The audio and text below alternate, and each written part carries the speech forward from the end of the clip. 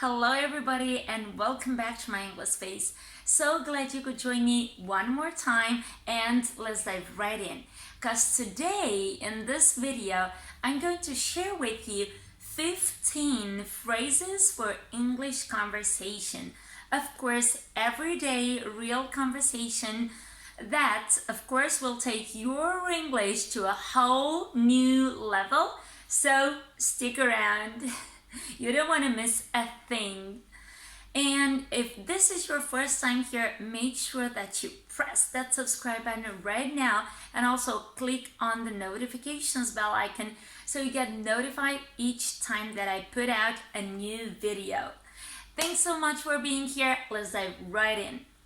Our first phrase is no strings attached. No strings attached, which means that there is no commitment or extra responsibilities involved, when we're talking about an offer or an arrangement. And the example is the following.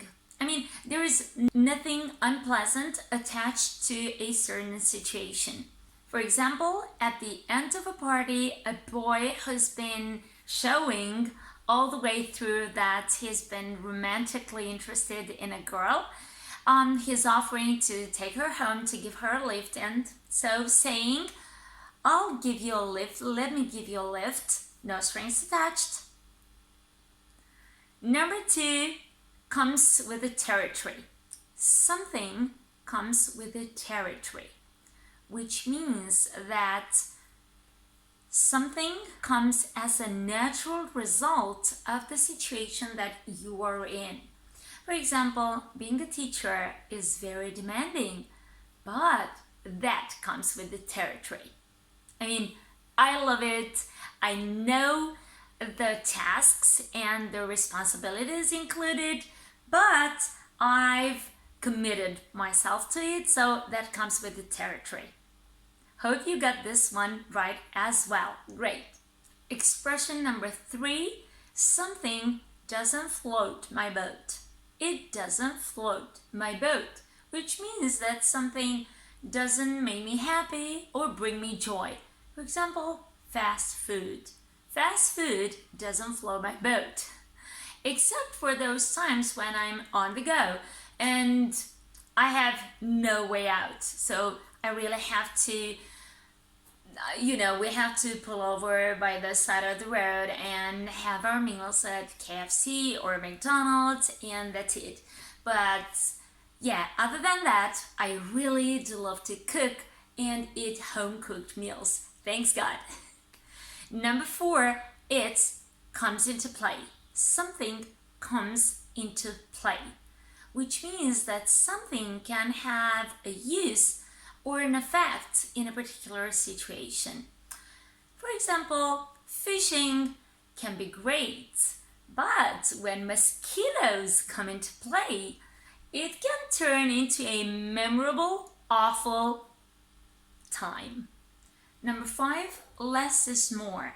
Less is more, meaning that sometimes having less things is way better than having way too much. And it also allows you to concentrate, to focus on the most important things in your life.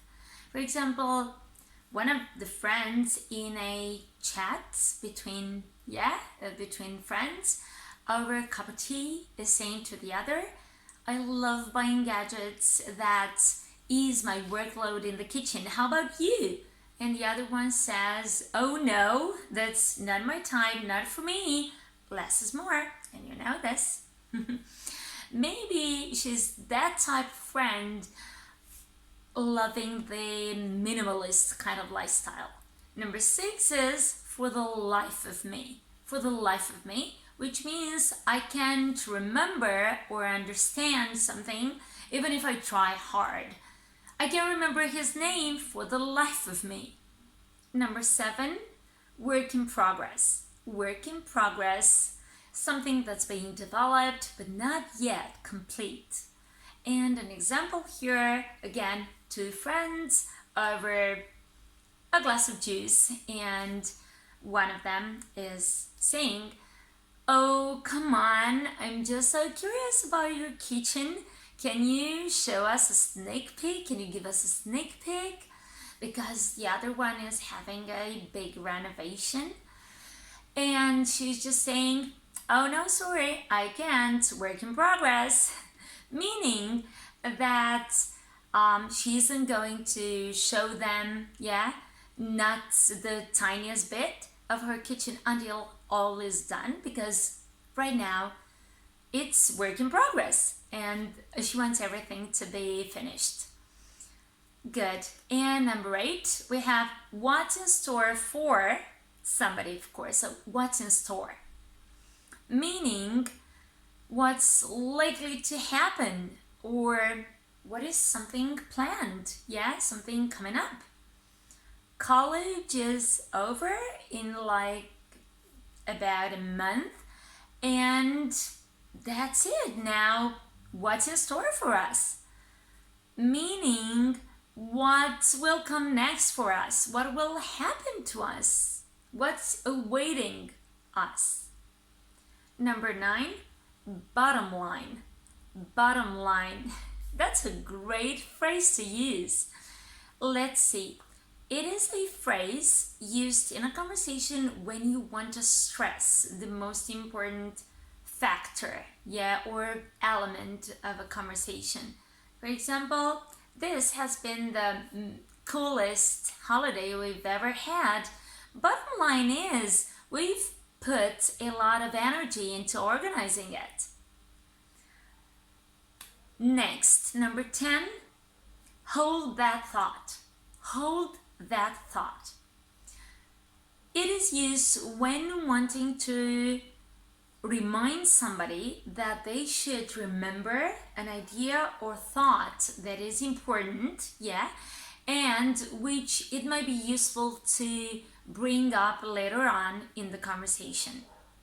For example, you're talking about this holiday, so let's go on talking about our previous topic, and your conversation partner is just saying, "Oh, and the pool, it was," and you're cutting in, saying, "Oh, hold that thought. We're at the food right now. The food was absolutely fantastic." So you don't want them to continue because you're still talking about something else. So please remember what you've meant to say and say it later on. Hold that thought. Hold that thought. 11, I didn't see this coming. I didn't see this coming, which means I didn't expect something to happen. Well, this is very real life English, and it's used by so many natives and non-natives, of course, just like me and you. And so let's sound as near native as possible, shall we? So let's see the example here. It's when a baby, you've taken a road trip with them, and they've behaved very well. They've kept calm and content all the way through. They made it through the whole trip. But at the end of the journey, right when they got to the destination, the little baby threw up. And mom, being very worried about it, suddenly says, "I didn't see this coming. I didn't see this coming." Meaning she didn't expect it, because what she's seen all the way through was different to what happened in the end, Next, we have, are you all set? Are you all set? Which means, are you ready? Are you completely ready? Used when talking about dinner. Dinner is all set. Or when checking into a hotel after some waiting time, your hotel room is all set. Or on the first school day, mom very anxiously and impatiently waiting to drop off our kids to school saying, are you all set? Let's go to school. Let's embark on a new journey and adventure. Number 13, consider it done. Consider it done. When someone will gladly accept what somebody else has asked them to do. For example, can you make me a sandwich? I'm starved. Consider it done. 14, beat it. Beat it, which is the slang for leave immediately. Go away right now. You can't hear what I'm about to say, so beat it. And our last phrase for today is just for the record. Just for the record, which means let's get this straight. Let me make myself clear. I'm selling you these books, but just for the record, I won't be cashing in any fees, you know. All this being said, we're done. Hope you've liked these phrases and you're going to use them in your everyday speech from now on. But before I leave and say goodbye to you, make sure that you use them in your own examples and personalize them. Do you remember that I keep saying the same thing? So personalize your learning so that you remember it more easily. Thank you so much for being here and sticking with me until the very end. Remember to give this video a like if you've liked it and enjoyed it and it added value to your learning. And subscribe to my channel if this is your first time here. And of course, I'll see you again next time. I can't wait. Thanks so much and bye.